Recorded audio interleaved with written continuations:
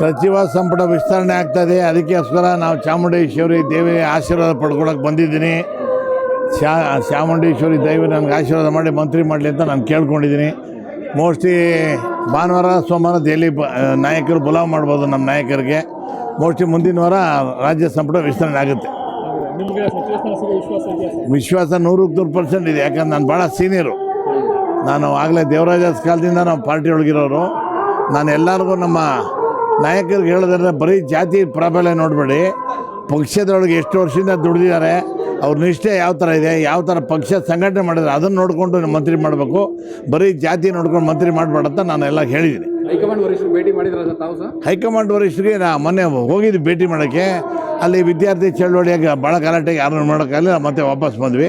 ಅದ್ರ ಹಿಂದೆ ಅದಕ್ಕೆ ಮೊದಲು ಹೋಗಿದ್ವಿ ನಾವೆಲ್ಲ ವರಿಷ್ಠರಿಗೆ ಭೇಟಿ ಮಾಡಿ ಎಲ್ಲ ಹೇಳಿದ್ವಿ.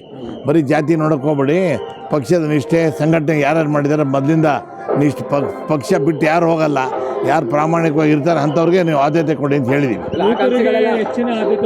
ಯುವಕರಿಗೆ ಆದ್ಯತೆ ಕೊಡಿ ಅಂತ ಹೇಳಿದ್ದೀವಲ್ಲ. ಯುವಕರಿಗೆ ಬರಲೇಬೇಕು, ಯುವಕರಿಗೆ ಆದ್ಯತೆ ಕೊಡಲೇಬೇಕು.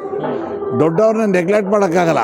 ಕೆಲವ್ರನ್ನೆಲ್ಲ ಮಾರ್ಗದರ್ಶನ ಮಾಡೋಕ್ಕೆ ದೊಡ್ಡವ್ರನ್ನ ಇಟ್ಕೋಬೇಕು, ಯುವಕರನ್ನ ಮಾಡಬೇಕು. ಆವಾಗ ಸಂಘಟನೆ ಸರಿಯಾಗುತ್ತೆ. ಹಾಂ, ಸಮತೋಲನ ಇದ್ದರೆ ತಾನೇ ಪಕ್ಷ ಚೆನ್ನಾಗಿ ನಡೀತದೆ, ಸರ್ಕಾರ ಕೂಡ ಅದೇ ಥರ ನಡೀತದೆ. ಓಕೆ, ಥ್ಯಾಂಕ್ ಯು, ನಮಸ್ಕಾರ. ಎಲ್ಲರೂ ದರ್ಶನ ಪಡೆದೆ ದೇವಿ ಆಶೀರ್ವಾದ ಮಾಡಿದ್ದಾರೆ. ನೋಡೋಣ ದೇವರು.